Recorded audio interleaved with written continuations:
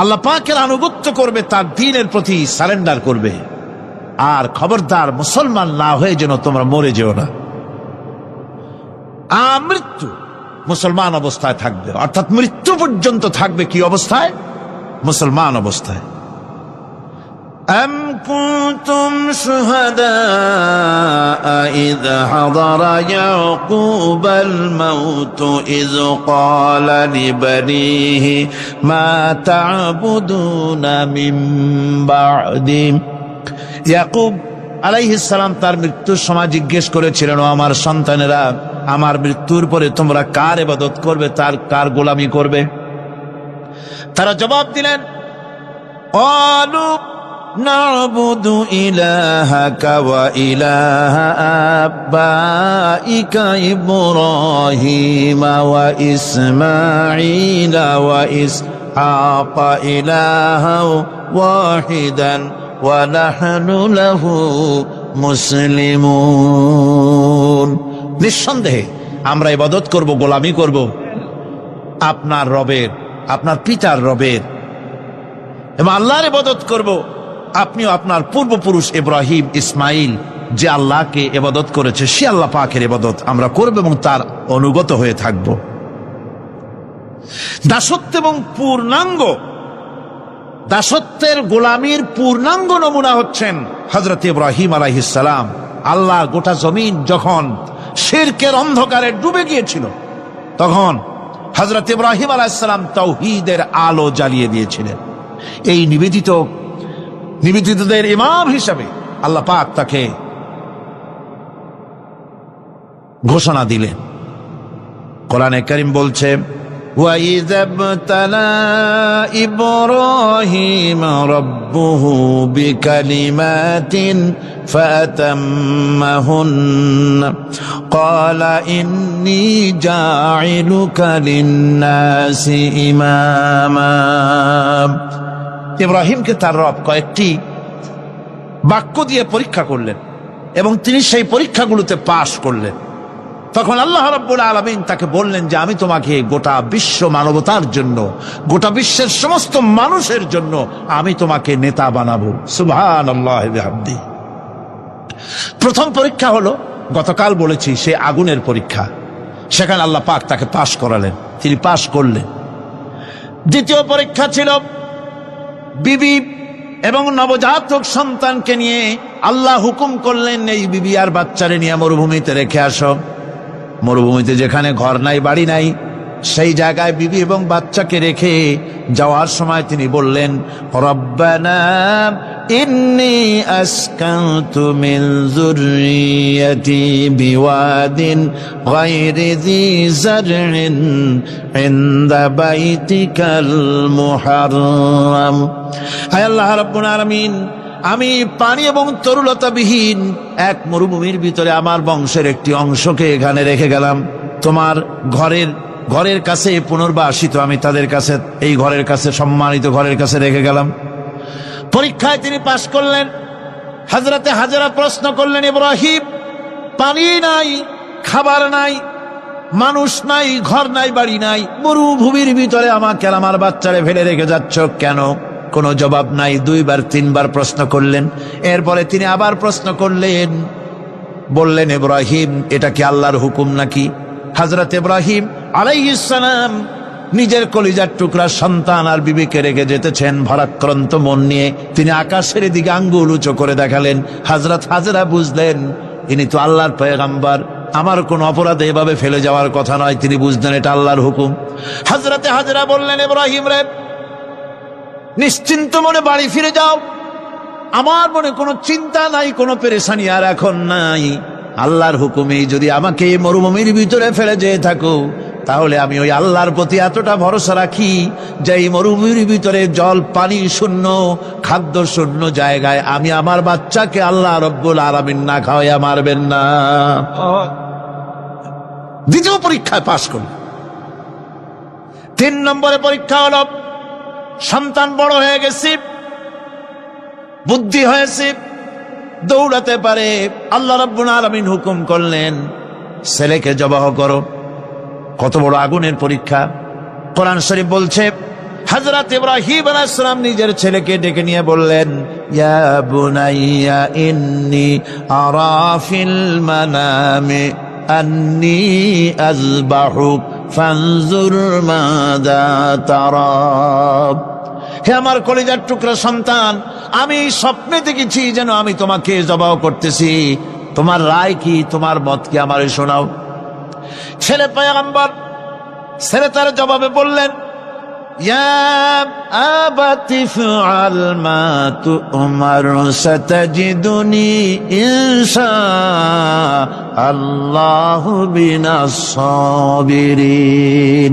হে আমার আব্বাজান, আপনি যে ব্যাপারে স্বপ্নের ভিতরে আদিষ্ট হয়েছেন আপনি তা কার্যকরী করুন। আমাকে এতটুকু অধৈর্যের মধ্যে পাবেন না, আমাকে ধৈর্যশীলদের মধ্যে পাবেন। আমারে আপনি আল্লাহর হুকুম পালন করেন। আল্লাহ পাক শোনাচ্ছেন, ফালাম্মা আসলামা ওয়া তাল্লাহু লিল জাবিন। পিতা পুত্র দুজনই রাজি হয়ে গেল। পিতা তার ছেলেকে কাঁধ করে গলার উপরে ছুরি ধরেছেন। আল্লাহ রাব্বুল আলামিন ইসমাইল জবাহ হোক এটা আল্লাহ চান নাই, আল্লাহ চেয়েছেন পরীক্ষা করতে। পরীক্ষায় ইব্রাহিম পাশ হয়ে গেলেন। আল্লাহ পাক বলছেন, ওয়ানাদাইনাহু আইয়া ইব্রাহিম ক্বাদ সাদ্দাকতার রুইয়া ইন্না কাযালিকা নাজজিল মুহসিনিন। আমি ইব্রাহিমকে ডেকে বললাম, ইব্রাহিম তুমি তোমার স্বপ্নকে বাস্তবে রূপ দিয়েছো, আর এভাবেই করি আমি মুহসিনিনদেরকে পুরস্কৃত করে থাকি। আল্লাহ পাক খুশি হলেন। আল্লাহ পাক বললেন, ইন্না হাযা লাবালাউল মুবিন। নিঃসন্দেহে এটি একটি বিরাট পরীক্ষা ছিল। ঠিক কি না? আল্লাহ নিজে বলছেন এটা একটি বিরাট পরীক্ষা, আজিম ইমতিহান। সে ইমতিহানে তিনি পাশ করলেন। পরীক্ষায় উত্তীর্ণ হওয়ার জন্য রব্বুল আলামিন পুরস্কার দিয়া দিলেন। আল্লাহ পাক বললেন, সালামুন আলা ইব্রাহিম। পড়েন সবাই, সালামুন আলা ইব্রাহিম। ইব্রাহিমের প্রতি আল্লাহ পাক বললেন, ইব্রাহিমের প্রতি সালাম রইল। সুবহানাল্লাহি ওয়া বিহামদিহি। ইবাদত এর আনুগত্যের এই উৎকৃষ্ট দৃষ্টান্ত স্থাপনের পর আল্লাহ পাক তার গোটা বিশ্বের মুসলমানদেরকে কিয়ামত পর্যন্ত ইব্রাহিম আলাইহিস সালামকে জাতির পিতা বানায়া দিলেন। সুবহানাল্লাহ। কইতে ইচ্ছা করে না? এই রকমের পরীক্ষা কোন পিতারা দিতে পারছে নাকি? গোটা বিশ্বের সমস্ত মানব মণ্ডলীর জন্য আল্লাহ পাক ইব্রাহিম আলাইহিস সালামকে কিয়ামত পর্যন্ত জাতির পিতা হিসাবে ঘোষণা করেছেন। সুবহানাল্লাহ। মিল্লাতা বিকুম ইব্রাহিম হুয়া সাম্মাকুমুল মুসলিমিন। তোমরা তোমাদের পিতা ইব্রাহিমের মিল্লাতের উপর প্রতিষ্ঠিত হও। আল্লাহ পাক বলছেন, তোমাদের পিতা ইব্রাহিমের মিল্লাতের উপরে প্রতিষ্ঠিত হও, আর আল্লাহ তোমাদের নাম রেখেছে মুসলমান। তোমরা হচ্ছে মুসলমান। আমাদের পরিচয়, ওই যে পরিচয়ের কথা আগে হয়ে গেছে, আমাদের পরিচয় আমরা মুসলমান। আমাদের পরিচয় কি? মুসলমান। এটা প্রথম পরিচয়। ইবাদতের পূর্ণাঙ্গ মাপকাঠি হিসেবে আল্লাহ পাক হযরত ইব্রাহিম আলাইহিস সালামকে দুনিয়াবাসীর সামনে পেশ করেছেন। কোরআন বলছে, ইহুদি এবং খ্রিস্টানেরা মুসলমানদেরকে বিভ্রান্ত করতে চায়। তারা বলে, ওয়াকালু কুনু হুদান আও নাসারা তাহতাদু কুল বাল মিল্লাতা ইব্রাহিম হানিফা ওয়া মা কানা মিনাল মুশরিকিন। ইহুদিরা বলে, ইহুদি হও তবেই তোমরা সঠিক পথ পাবা। খ্রিস্টানের বলে, খ্রিস্টান হও তবেই তোমরা সঠিক পথ প্রাপ্ত হবে। আল্লাহ পাক বলছেন, এদের সকলকে বলে দাও, বরং তোমরা সব পরিত্যাগ করে মিল্লাতে ইব্রাহিমের ভিতরে শামিল হয়ে যাও। এটাই মুক্তির পথ, এটাই নাজাতের পথ, এটাই আল্লাহর পথ। সুবহানাল্লাহি ওয়া বিহামদিহি। এমনকি রাসূল কারীম সাল্লাল্লাহু আলাইহি ওয়াসাল্লামকে আল্লাহ পাক বলেছেন, আনিত্তাবি' মিল্লাতা ইব্রাহিম হানিফা। চারদিক থেকে মুখ ফিরিয়ে এনে মিল্লাতে ইব্রাহিমের ভিতরে শামিল হয়ে যাও। তারই অনুসরণ করো। রাসূল করিম সাল্লাল্লাহু আলাইহি ওয়াসাল্লাম ইবাদত বা আনুগত্যের সর্বোৎকৃষ্ট নমুনা হওয়ার কারণে ইব্রাহিম আলাইহিস সালাম সম্পর্কে হুজুর বলেছেন, ইন্না ইব্রাহিমা খায়রুল বারিয়া, রাওয়াহু মুসলিম। হুজুর সাল্লাল্লাহু আলাইহি ওয়াসাল্লাম বলেছেন, ইব্রাহিম হচ্ছেন জগতের সর্বোত্তম ব্যক্তি। সুবহানাল্লাহ। সুতরাং আমাদেরকে ইবাদতের নমুনা হিসেবে ইব্রাহিম আলাইহিস সালামকেও মানদণ্ড হিসেবে দেখতে হবে যে কিভাবে তিনি সারেন্ডার করেছিলেন আল্লাহ পাকের দরবারে।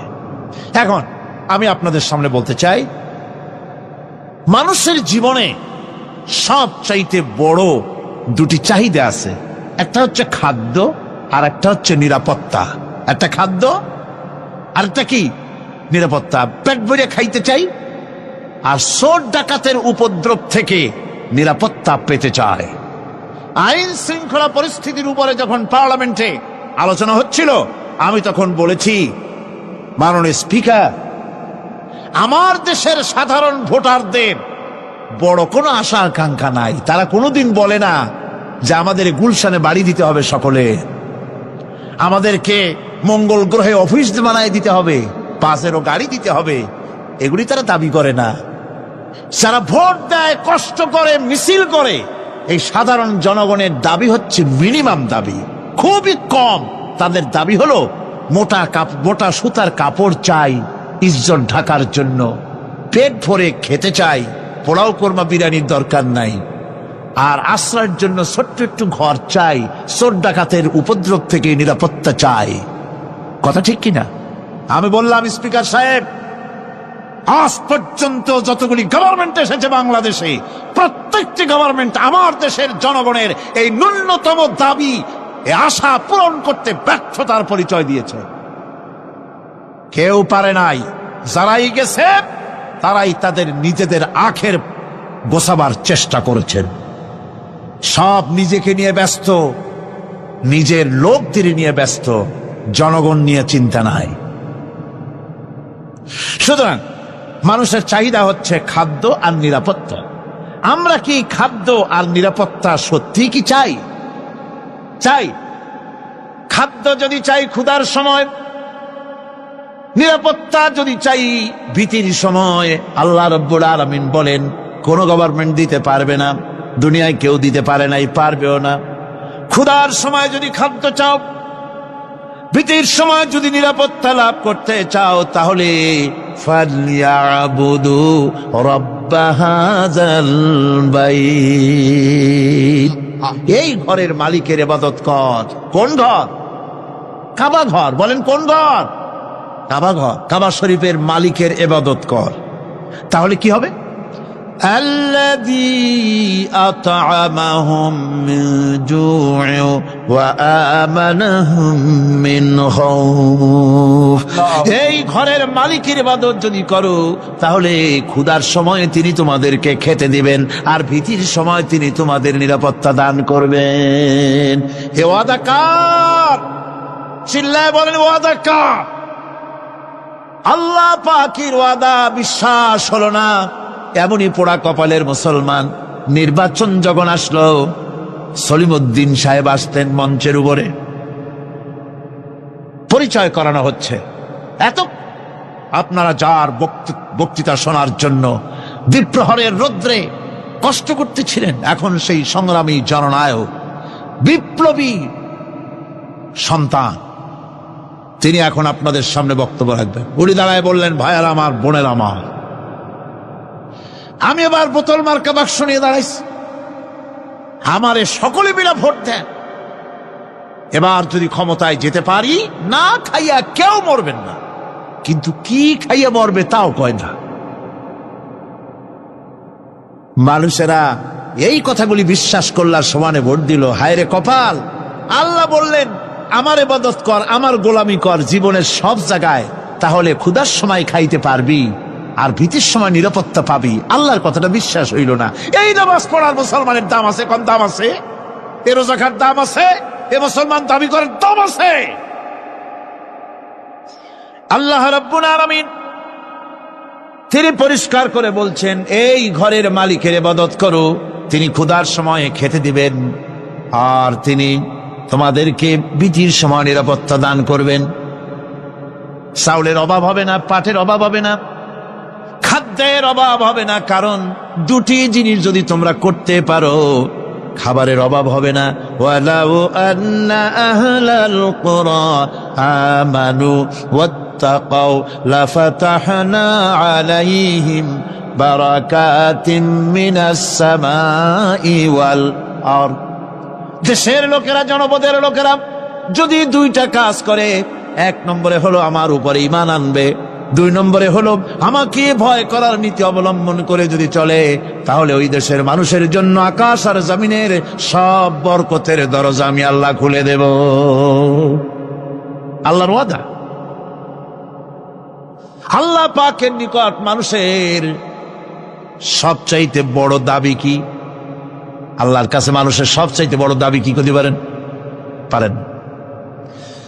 আল্লাহ পাকের কাছে মানুষের শ্রেষ্ঠ দাবিটা আল্লাহ নিজেই শিখাই দিয়েছেন। আমার কাছে দাবি কর, ইহদিনাস সিরাতাল মুস্তাকিম।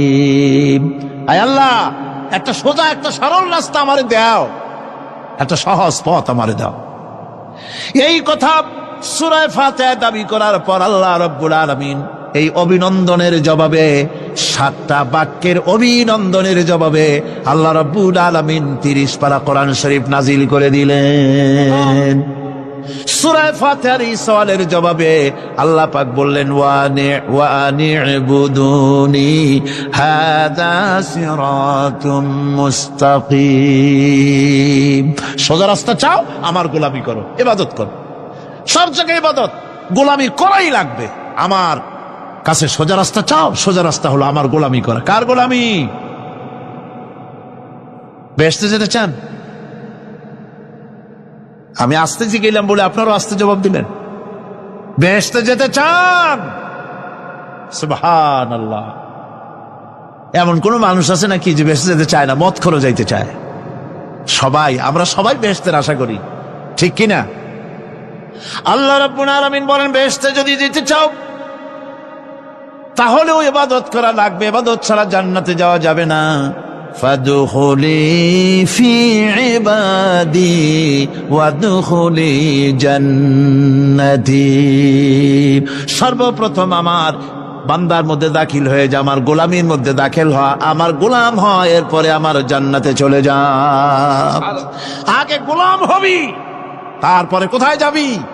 জান্নাতে যাবে। আগে গোলাম হ, আগে গোলামির খাতায় নাম লেখা, আগে সত্যিকারের আমার বান্দা হ, গোলাম, এরপরে জান্নাতে যাওয়া যাবে।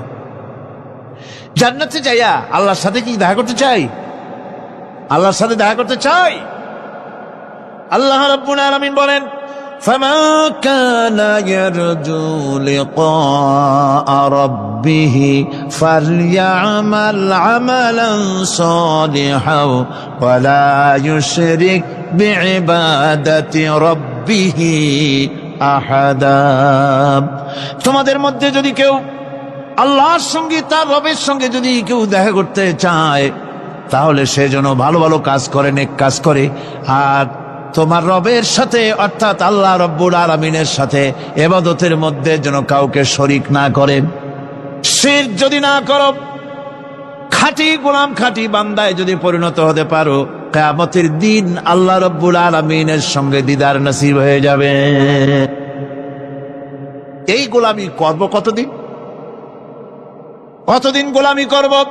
এই প্রশ্নের জবাবে আল্লাহ রাব্বুল আলামিন কোরআনে কারীমের মধ্যে জবাব দিয়ে দিয়েছেন, ওয়া'বুদ রাব্বাকা হাত্তা ইয়াতিয়াকাল ইয়াকিন। মৃত্যু পর্যন্ত, যতক্ষণ না নাক দিয়ে শেষ প্রশ্বাসটি, নিঃশ্বাসটি বেরিয়ে যাচ্ছে, ততক্ষণ পর্যন্ত আনুগত্য, গোলামি শক্ত হবে কার? জোরে চিল্লায় এখন কার? এই গোলামি জীবনের সব ক্ষেত্রে করতে পারলে আমরা মুসলমান, আর করতে না পারলে মুসলমান নামে মুনাফিক। না পারলে কি? মুনাফিক। বন্ধুগণ, ইয়াকা না'বুদু পর্যন্ত বলে ওয়া ইয়াকা নাস্তাইনের কথাটা শোনাচ্ছি।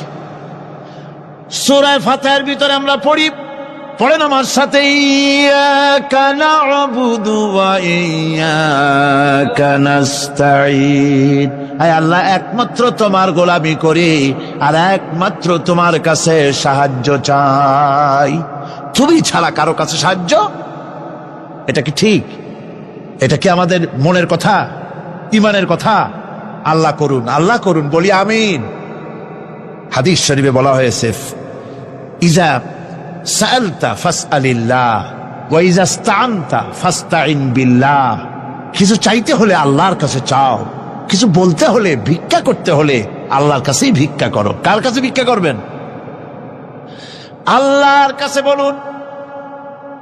আমার বন্ধুগণ, আমি আমার ঈমান থেকে কথা বলি, আমি আমার ঈমান থেকে কথা বলি। কোরআন এবং হাদিস পড়ে যতটুকু আল্লাহ বোঝার তৌফিক দিয়েছেন সেই কথাগুলি পেশ করার জন্য চেষ্টা করি। বন্ধুগণ, এদিক ওদিক কোনো দিকে না ঘুরে মসজিদে যান, মসজিদে গিয়ে নামাজ পড়েন আর আল্লাহর কাছে হাত পেতে আল্লাহরে বলেন। সেজদা গিয়া যখন রব্বুল আলামিনের দরবারে কিছু চাইবেন, হুজুরের কাছে জিজ্ঞেস করা হয়েছে, হুজুর, বান্দা কখন আল্লাহর নিকটবর্তী হয়ে যায়? আল্লাহর নবী বলেছেন, বান্দা যখন সেজদা দেয় তখন বান্দা একেবারে আল্লাহ পাকের কাছে চলে যায়। আল্লাহর কাছে চান, যা দরকার, ছেলে নাই, মেয়ে নাই, বউ নাই, অথবা চাকরি নাই, প্রমোশন চাই, ব্যবসায় উন্নতি চাই, যা দরকার কাকে বলবেন? মনটাকে পরিষ্কার করুন, আজকে মনটাকে সাফ করুন, সমস্ত দুর্বলতা থেকে মনকে উঠায় আনো, বিশ্বাস করুন, যা চাওয়ার, যা বলার সবটা আল্লাহর কাছে। কার কাছে? আমি তার গোলাম। আমি কার গোলাম? আল্লাহ ছাড়া কারো কাছে আমার অভিযোগ তুলবো না, সবটা বলবো আল্লাহর কাছে। বলে দেখেন, বলে দেখেন আল্লাহ পাক কিভাবে আপনাকে সাহায্য করেন। সুবহানাল্লাহ।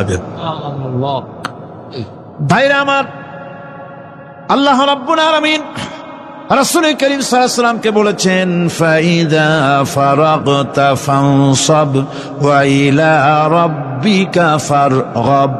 যখন তুমি খালি হাত হয়ে যাবে, দাঁড়িয়ে যাবে এবং তোমার রবের কাছে মিনতি জানাবে, কিছু যখন থাকবে না, তোমার রবের কাছে দাঁড়ায় যাও আর তার কাছে মিনতি জানাও, তোমাকে আল্লাহ ভরপুর করে দিবেন। ভান্ডের কোনো অভাব নাই। আমাদের ভান্ড হচ্ছে যত দেব তত কমবে, আর আল্লাহর ভান্ড যত দেয় তত সমান সমান থাকে, মোটেই কমে না, মোটেই কমে না। সুতরাং দয়াল বাবা, বাবাজান, কেবলাজান বাবা কি যে কবে আর কি করবে দিশা করতে পারে না। গান বাজনা, তারপরে গোসল শরীফ, কি জানি হাবিজাবি শরীফ, কোন শেষ নাই, বেদাত দিয়ে ভরে গেছে।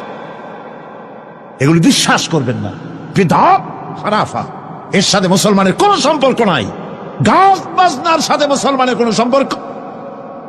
হাতে কতগুলো ঢোল নিয়ে তারপরে মাজারের কাছে গিয়ে ঢোল বাজায়, কবরের কাছে, মাথায় কতগুলো চুল, দাঁতে ময়লা, মোজগুলা ঠোঁট দুইটা ঢাইকিয়া দাড়ির কাছে এসে পড়ছে। হায় হায় রে, এই রকমের মোষ আমি মাঝে মধ্যে চিন্তা করি যে দই খায় কেমনে এরা।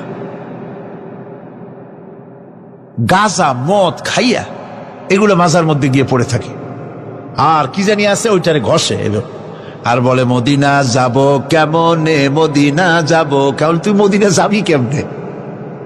মদ খেয়ে গাঁজা খেয়ে তুই যাবি মদিনা? একটা কথা হইল? তোর নাপাক কদম আল্লাহ পাকের আরদে মুকাদ্দাসে উঠতে পারে না।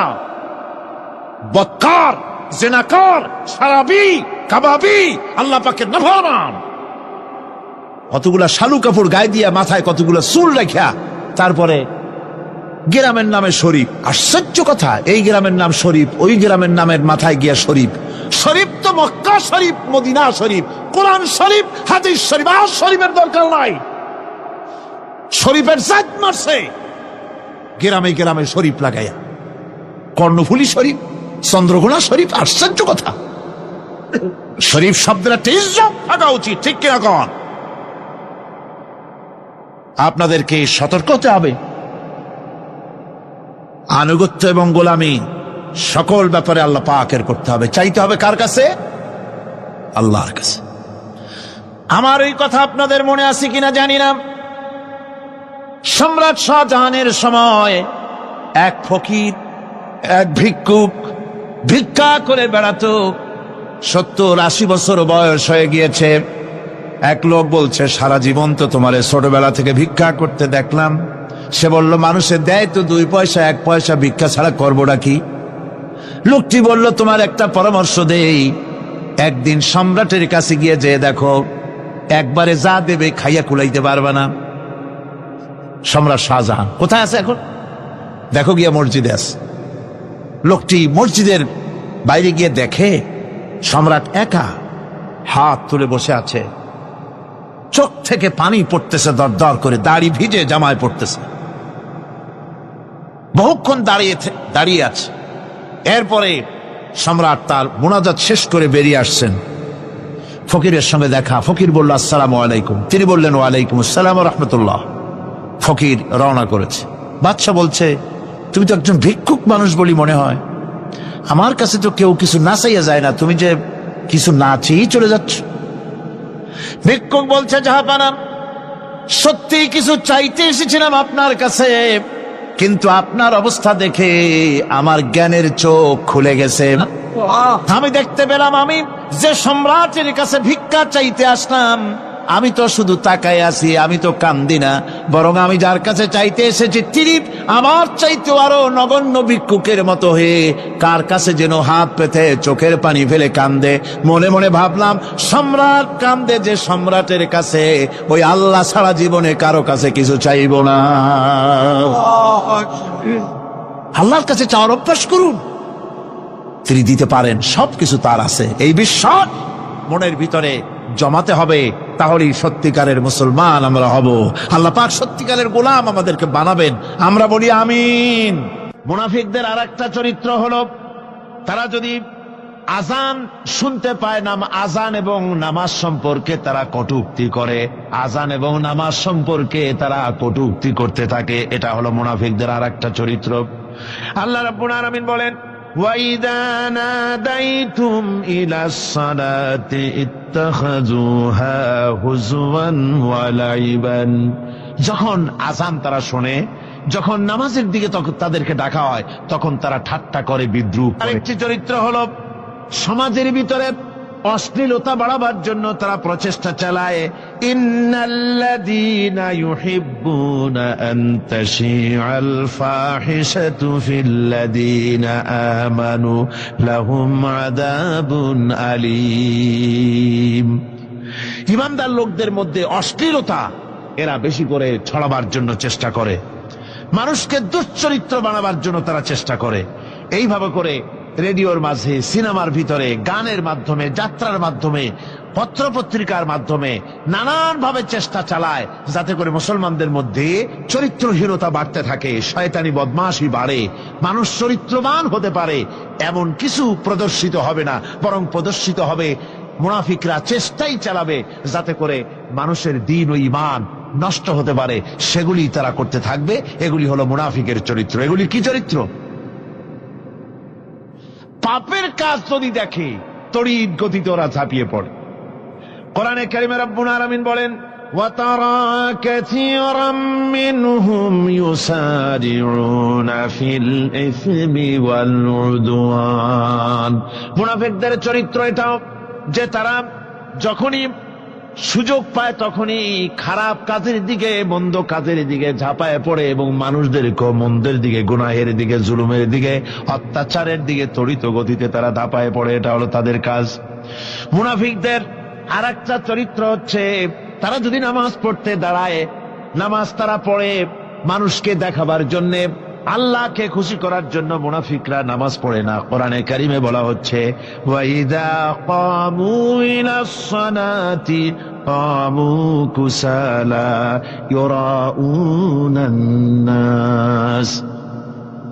মুনাফিকদের চরিত্র হচ্ছে তারা নামাজে যায় না, যদি যায় তাহলে নামাজের মধ্যে দাঁড়ায় কাহিনী এবং চুস্তি অবস্থায়, নামাজের মধ্যে দাঁড়ায় এদিক ওদিক তাকায়, টুপিটা ঠিক করে, জামাটায় টান দেয়, বগলে চুলকায়, তারপরে নামাজের মধ্যে ইমামকে সতর্ক করে। ইমাম যদি তাশাহুদ পড়তে দেরি করে ওর নিজের পড়া আগে হয়ে গেছে, ইমাম একটু দেরি করতেছে, তো পিছন থেকে সিগন্যাল মারে।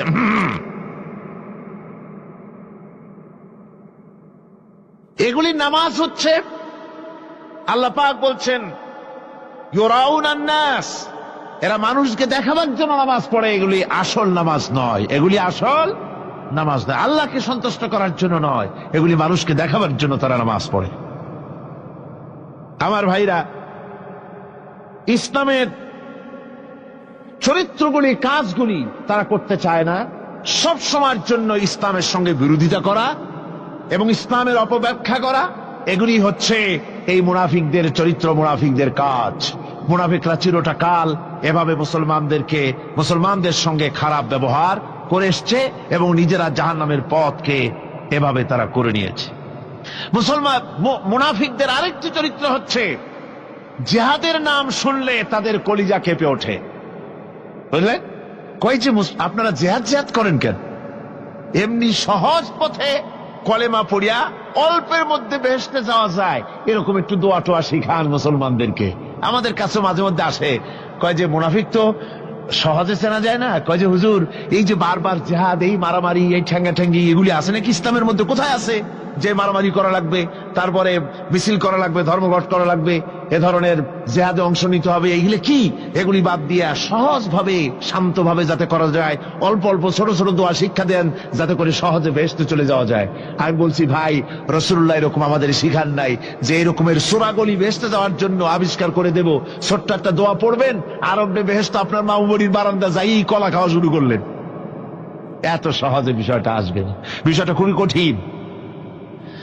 আল্লাহ রাব্বুল আলামিন বলেন, মুনাফিকদের চরিত্র হলো জিহাদের নাম যখন তারা শোনে, জিহাদের নাম শোনা মাত্রই তাদের কলিজা কেঁপে ওঠে।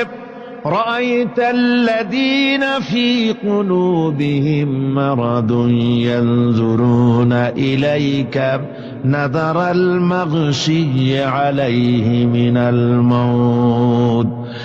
যখনই তাদের অন্তঃকরণ নেফাকের রোগে ভরা, নেফাকের রোগ তাদের কেমন ভাবে পেয়ে বসেছে যে ওরা এমন ভাবে তাকায় থাকে আপনার দিকে, রাসূলুল্লাহর দিকে এমন ভাবে তারা তাকায় থাকে যে জেহাদের কোনো কথা বলে ফেলে নাকি। জেহাদের কথা যদি আসে তাহলে তো সর্বনাশ। ওদের মৃত্যু যন্ত্রণার মতো, মৃত্যুর জ্বালায় পতিত ব্যক্তি যেমন চোখ ফ্যাকাশে হয়ে যায়, জেহাদের কোনো কারবার বা যুদ্ধের কোনো দামাডোল বেজে উঠলেই এদের কলিজার মধ্যে কাঁপ সৃষ্টি হয়ে যায়, কলিজার মধ্যে কাঁপ সৃষ্টি হয়। জেহাদে তারা দারুণ ভাবে ভয় পায়। মোমেনদের উল্টা, মোমেনদের হলো জেহাদের নাম শুনতে তাদের কলিজার মধ্যে ফুর্তি আসে। তার কারণ হচ্ছে জেহাদের ময়দান হচ্ছে এমন এক ময়দান, আল জান্নাতু তাহতা যিলালিস সায়ুফ, বেহেশত হচ্ছে তরবারির ছায়াতলে। এই রাস্তায় যদি মরতে পারি, জীবনে তো বহুত গুনাহ করছি, বেহেশতে যেতে পারবো কিনা আল্লাহই জানে, কিন্তু এই একটা পথ, এইখানে যদি জানটা দিতে পারি, বিনা হিসাবে আল্লাহর জান্নাতে চলে যেতে পারবো। আর শাহাদাতের মত হচ্ছে পিঁপড়ায় কাটার যন্ত্রণার চাইতে বেশি কিছু না। মোমেনদের দিলের জন্য খুশি হয়, আর ওদের দিল দারুণ কষ্ট তারা পেতে থাকে। এদের অবস্থা হচ্ছে, যেখানে দ্বীনের কথা হয় সেখানে তারা চুপ করে বসে কথা শোনে, আর যখন দ্বীন ইসলামী আন্দোলনের কথা আসে, জেহাদের কথা আসে, তখন তারা খুব ভয় পায়া এদিক ওদিক তাকায়। কোরআনে কারিমে ওদের এই চরিত্র সম্পর্কে বলা হয়েছে, وَإِذَا مَا أُنْزِلَتْ سُورَةٌ نَظَرَ بَعْضُهُمْ إِلَى بَعْضٍ هَلْ يَرَاكُمْ مِنْ أَحَدٍ ثُمَّ انصَرَفُوا। এরা কোরআনের আয়াত যখন নাজিল হয় তখন একজন আরেকজনের দিকে তাকাতাকি করে, কি জানি আমাদের ব্যাপারে কোনো আয়াত নাজিল হয়ে পড়ে নাকি, অথবা জেহাদের ব্যাপারে কোনো আয়াত নাজিল হয়ে পড়ে নাকি। কেউ দেখে নাকি এই সব এদিক ওদিক তাকাই আসতে এই জায়গা থেকে কেটে পড়ে, যে আমাদের চরিত্রই তো বর্ণনা করা হচ্ছে, কাজী এখন আর বসা ঠিক না, আস্তে করে কেটে পড়ার জন্য চেষ্টা করে। এটা হলো মুনাফিকদের আর একটা চরিত্র। এরা এইভাবে করে নিজেদের চরিত্রকে প্রকাশ করে ধরা পড়ে, এবং ইসলামের সবচাইতে মারাত্মক ক্ষতি এই মুনাফিকরা চিরকাল করেছে। আল্লাহ রাব্বুল আলামিন বলেন, মুনাফিকদের ব্যাপারে মুসলমানদের বিপদ হলে তারা দারুণ ভাবে খুশি হয়, আর মুনাফিকদের চরিত্র হলো মুসলমানদের উপকার হলে ভালো হলে তারা দারুণ ভাবে অসন্তুষ্ট হয়ে যায়। যখন আর আল্লাহ মোমেনদেরকে সান্ত্বনা দেন, মোমেনদেরকে আল্লাহ পাক সান্ত্বনা দিচ্ছেন মুনাফিকদের ব্যাপারে। কুল লা ইউসিবানা ইল্লা মা কাতাবাল্লাহু লানা ওয়া মাওলানা ওয়া আলাল্লাহি ফালিয়াতাওয়াক্কালিল মুমিনুন। মুনাফিকদের শোনায় দাও।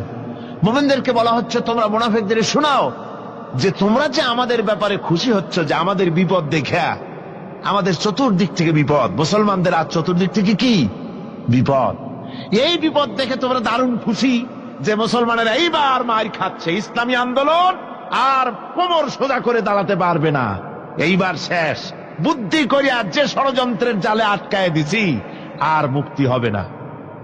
এই যে তারা খুশি।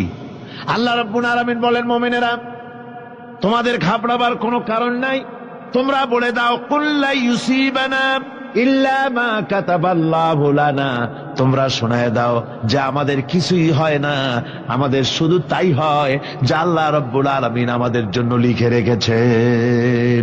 আমাদের তাকদীরে যেটা আছে ওটাই হবে, এর থেকে বেশি কিছুই হবে না। তিনি আমাদের মাওলা, তিনি আমাদের মনিব, তিনি আমাদের প্রভু। আর সমস্ত মুমিনদের উচিত সে আল্লাহর উপরই নির্ভর করা। তবে তোমরা জেনে রাখো, তোমরা আমাদের জন্য যে জিনিসের অপেক্ষা করছো, কুল হাল তারাব্বাসুনা বিনা ইল্লা ইহদাইল হুসনাইন, তোমরা আমাদের জন্য যে জিনিসের অপেক্ষা করতেছো, আল্লাহ বলছেন মুমিনেরা তোমরা বলো, তোমরা মুনাফিকদের বলো যে আমাদের ব্যাপারে তোমরা যে জিনিসের অপেক্ষা করছো তার দুটি ভালোর একটি ছাড়া কি, অর্থাৎ তোমরা আমাদের জন্য অপেক্ষা করতেছো আমরা যেন মরে যাই, আমরা যেন শেকস্ত খাই। তো আমরা যদি পৃথিবীতে মরে যাই তাহলে তো আমরা শহীদ হয়ে গেলাম, আর আমরা যদি বেঁচে থাকলাম তো আমরা তো গাজী হয়ে গেলাম। আমাদের ওই যে হাতি মরার মতো আর বাঁচার মতো, হাতি মরলেও লাখ টাকা, বাঁচলেও লাখ টাকা, আমরা মরলে গাজী, বাঁচলে কি শহীদ, কোন দিক দিয়ে আমাদের ঠগ নাই। সুতরাং তোমরা আমাদের জন্য যে জিনিস অপেক্ষা করো তার দুটো ভালোর একটি ছাড়া কি। আর আমরা তোমাদের ব্যাপারে, তোমরা যেমন আমাদের ব্যাপারে অপেক্ষা করতেছো, আমরাও তোমাদের ব্যাপারে আরেকটা জিনিসের অপেক্ষা করছি।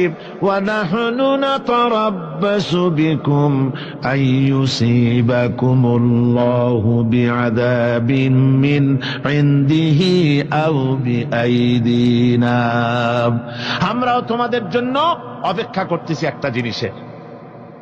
তোমরা আমাদের জন্য দুটি জিনিস অপেক্ষা করো, আমরাও তোমাদের জন্য দুটি জিনিস অপেক্ষা করছি। তা হচ্ছে তোমাদের শাস্তিটা আল্লাহ নিজে দিবেন না আমাদের হাত দিয়ে দেওয়াবেন, আমরা সেইটার অপেক্ষা করতেছি।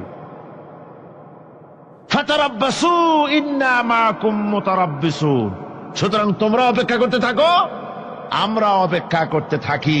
ব্যাপারটা কোথায় গিয়ে দাঁড়ায় আসো আমরা সকলে তা লক্ষ্য করি। সুতরাং এই মুনাফিকদের এই হচ্ছে চরিত্র, চিরকাল ইসলামের সঙ্গে বিরোধিতা করা, মুসলমানদের সাথে ঠাট্টা বিদ্রুপ করা, এটাই হচ্ছে তাদের চরিত্র। এই চরিত্র দিয়েই তারা ইসলামকে চিরকাল ক্ষতিগ্রস্ত করে এসেছে। রাসূল পাক সাল্লাল্লাহু আলাইহি ওয়াসাল্লাম এই মুনাফিকদের সম্পর্কে বলেছেন যে মুনাফিকরা হচ্ছে ইদা আহাদা গাদারা, যখন তারা ওয়াদা করে সে ওয়াদাকে তারা খেলাফ করে, এটা হচ্ছে মুনাফিকদের একটা চরিত্র। তারপরে তাদের কাছে কোনো জিনিস আমানত রাখলে, ইদা উত্তুমিনা খানা, যখন আমানত রাখা হয় সে আমানতের তারা খিয়ানত করে। তারপরে যখন তারা ঝগড়ায় লিপ্ত হয় তখন তারা পরস্পরকে গালাগালি করে। আর যদি তারা কথা বলে, কথার মধ্যে কথায় কথায় তারা মিথ্যে কথা বলে। এই হচ্ছে মুনাফিকদের চরিত্র। এরপরে মুনাফিকরা শুধু রুজি রুটি আর পেট নিয়েই তারা ব্যস্ত থাকে। মুনাফিকদের এই চরিত্র কোরআন এবং হাদিসে আল্লাহ রাব্বুল আলামিন স্পষ্ট করে মানুষের সামনে তুলে ধরেছেন, যাতে করে আমরা মুনাফিকি চরিত্র থেকে রক্ষা পেতে পারি। এই মুনাফিকদের সম্পর্কে সর্বশেষ কথা, আল্লাহ রাব্বুল আলামিন যেহেতু মুনাফিকরা ইসলামের সবচাইতে বেশি ক্ষতি করেছে, সেই জন্য আল্লাহ রাব্বুল আলামিন নবীকে বলেছেন যে আপনি যদি এদের ব্যাপারে ইস্তাগফির লাহুম আও লা তাস্তাগফির লাহুম ইন তাস্তাগফির লাহুম 70 মাররাতান ফালান ইয়াগফিরাল্লাহু লাহুম, আপনি যদি এদের জন্য ক্ষমা চান আর ক্ষমা আপনি নাই চান, এমনকি 70 বারও যদি আপনি মুনাফিকদের জন্য আমি আল্লাহর কাছে ক্ষমা প্রার্থনা করেন, আমি আল্লাহ রব্বুল আলামিন মুনাফিকদেরকে ক্ষমা করে দেব না। মুনাফিক হচ্ছে চরমভাবে ক্ষতিগ্রস্ত, দুনিয়াও ক্ষতিগ্রস্ত হবে, আখিরাতেও তারা ক্ষতিগ্রস্ত হবে। আল্লাহ পাকের কত বড় কথা যে কিয়ামত পর্যন্ত মুনাফিকদের জন্য হুজুর সাল্লাল্লাহু আলাইহি ওয়াসাল্লামকে বলা হচ্ছে যে 70 বারও যদি তাদের জন্য আপনি আমার কাছে ক্ষমা চান, আমি মুনাফিকদেরকে কখনো ক্ষমা করব না। সুতরাং আমাদেরকে বুঝতে হবে মুনাফিকি চরিত্র সবচাইতে নিকৃষ্ট চরিত্র, আর এই চরিত্রে আল্লাহ পাক সবচাইতে বেশি অসন্তুষ্ট হন। আল্লাহ পাক তাই বলছেন, কাবুরা মাকতান ইনদাল্লাহি আন তাকুলু মা লা তাফআলুন, আল্লাহর কাছে সবচাইতে বেশি ক্রোধ উদ্রেককারী এই ব্যাপারটাই যে তোমরা যা বলো তা তোমরা করো না, এটা বড় মারাত্মক ব্যাপার, আল্লাহ এটাকে সহ্য করেন না। সুতরাং মুমিনদেরকে আয়াত থেকে শিক্ষা গ্রহণ করতে হবে, মুনাফিকি ছাড়তে হবে, আনুগত্য করতে হবে, সবটাই আল্লাহর। কার আনুগত্য হবে? আল্লাহ এবং রাসূলের আনুগত্য জীবনের সকল ক্ষেত্রেই করতে হবে। এটাই মুসলমানদের জন্য ঈমানের সবচেয়ে বড় দাবি। তারপরে রব্বুল আলামিন বলেন, ইন্নাল্লাহা ইউহিব্বুল্লাযীনা ইউকাতিলুনা ফি সাবিলিহি সাফফান কাআন্নাহুম বুনিয়ানুম মারসুস। আল্লাহ পাক বলছেন, আল্লাহ নিশ্চয়ই ভালোবাসেন সেই সব লোকদেরকে যারা কাতারবন্দী হয়ে আল্লাহর রাস্তায় লড়াই করে, সীসা ডালা প্রাচীরের মতো ইস্পাত কঠিন দৃঢ় হয়ে যারা কাতারবন্দী হয়ে সুসংবদ্ধ হয়ে আল্লাহর জন্য যারা লড়াই করে। এখানে বলা হচ্ছে যে লড়াইটা হবে আল্লাহর জন্য, সংগ্রাম হবে কার জন্য? ইউকাতিলুনা ফি সাবিলিহি। লড়াই কিন্তু লড়াইটা কখনই দেশ দখল করা, তা আবার মানুষের তৈরি করা আইন কানুন প্রতিষ্ঠার জন্য দেশ দখল করার সংগ্রাম, মানুষের তৈরি করা মতবাদকে প্রতিষ্ঠা করার সংগ্রাম, এই জাতীয় যত রকমের সংগ্রাম আছে, যত রকমের জিহাদ আছে, এই সমস্ত সংগ্রামকে, লড়াইকে ইসলাম জায়েজ করে না। এগুলি মুসলমানদের জন্য একদম নিষিদ্ধ। মুসলমানরা লড়াই করবে কেবলমাত্র আল্লাহর রাস্তায়, ফি সাবিলিহি, জিহাদ ফি সাবিলিল্লাহ, ওয়া তুজাহিদুনা ফি সাবিলিল্লাহ। লড়াই হবে কার পথে? সবে চিল্লায় বলেন, লড়াই কার পথে? লড়াই কি? জিহাদ কি? জিহাদ এই নয় যে আপনি লাঠি ঠেঙ্গা নিয়া তারপরে বাইর হবেন আর হিন্দু খ্রিস্টান যেখানে পাবেন সমানে মারিয়া শেষ করে ফেলাবেন, এর নাম জিহাদ নয়। জিহাদ হচ্ছে আল্লাহর রাস্তায় সংগ্রাম করা, লড়াই করা। সেই লড়াইটা কি? যে কোনো উদ্দেশ্যকে সফল করার জন্য প্রচেষ্টা চালানো, প্রাণান্তকর প্রচেষ্টা চালানো, ওই প্রচেষ্টার নামই হচ্ছে কি? জিহাদ। সুতরাং এই জিহাদটা হবে আল্লাহর রাস্তায়, সংগ্রাম হবে আল্লাহর রাস্তায়। কি উদ্দেশ্যে? দ্বীন প্রতিষ্ঠার উদ্দেশ্যে। কোরআনে কারিমে রব্বুল আলামিন বলেছেন, الذين آمنوا يقاتلون في سبيل الله, যারা নাকি ঈমানদার তারা লড়াই করে আমি আল্লাহর রাস্তায়, আমি আল্লাহর পথে, তারা লড়াই করে, সংগ্রাম করে আমার দেওয়া জীবন ব্যবস্থা প্রতিষ্ঠার জন্য। ওয়াল্লাযীনা কাফারু ইউকাতিলুনা ফি সাবিলিত তাগুত, আর যারা নাকি কাফের, ভালো করে শোনেন, আল্লাহ পাক বলছেন যারা নাকি কাফের তারাই লড়াই করে মানুষের তৈরি করা তাগুতের পথে লড়াই করে, অর্থাৎ আল্লাহর দেওয়া রাসূলের দেওয়া বিধানকে বাদ দিয়ে মানুষের তৈরি করা, অন্যের তৈরি করা মতবাদ প্রতিষ্ঠার পিছনে সংগ্রাম করে। এখন আপনি দেখেন এই পৃথিবীতে সমাজতন্ত্র কার তৈরি? মানুষের। আল্লাহর না মানুষের? জোরে বলেন, এটা কার তৈরি? আল্লাহর না মানুষের? জাতীয়তাবাদ কার তৈরি? আল্লাহর না মানুষের? পুঁজিবাদ কার তৈরি? আল্লাহ না মানুষের? সমাজতন্ত্র কার তৈরি? আল্লাহ না মানুষের? ধর্মনিরপেক্ষতাবাদ কার তৈরি? আল্লাহ না মানুষের? এই সমস্ত মতবাদকে মানুষের তৈরি করা, এসব মতবাদকে প্রতিষ্ঠিত করার জন্য যারাই সংগ্রাম করে, যারাই লড়াই করে, আল্লাহ পাক বলেছেন ওয়াল্লাযীনা কাফারু ইউকাতিলুনা ফি সাবিলিত তাগুত। এরা হচ্ছে লড়াই করে তাগুতের পথে, শয়তানের পথে। কার পথে গুলি? শয়তানের পথ। জোরে বলেন, এই পথগুলি কার? শয়তানের পথ। যারা মুমিন তারা লড়াই করবে আল্লাহর পথে। সুতরাং লড়াই হতে হবে সব সময় আল্লাহর পথে, আর সেই লড়াই বিচ্ছিন্ন ভাবে নয়, কাতারবন্দি হয়ে সুসংহত সাংগঠনিক প্রক্রিয়ায় সুশৃঙ্খল ভাবে সাংগঠনিক ফয়সলা সিদ্ধান্তকে মেনে নিয়ে আমিরের হুকুমকে অনুসরণ করে ঐক্যবদ্ধভাবে যদি লড়াই হয়, সে লড়াইয়ে বিজয় আসবে আল্লাহর পক্ষ থেকে। বিচ্ছিন্ন ভাবে নয়, ঐক্যবদ্ধভাবে কাজ করতে হবে। এই আয়াতের মূলনীতির ভিত্তিতে রাসূল পাক সাল্লাল্লাহু আলাইহি ওয়াসাল্লামের নেতৃত্বাধীন এমন এক মহা সামরিক শক্তি গড়ে উঠেছিল, যার সামনে তদানীন্তন রোম পারস্য পদানত হয়েছিল। সুবহানাল্লাহ পড়ে। সুতরাং এমন একটি বাহিনী গড়ার জন্য মুমিনদের প্রতি বলা হচ্ছে যে তোমরা হবে সেই ধরনের বাহিনী যারা নাকি লড়বে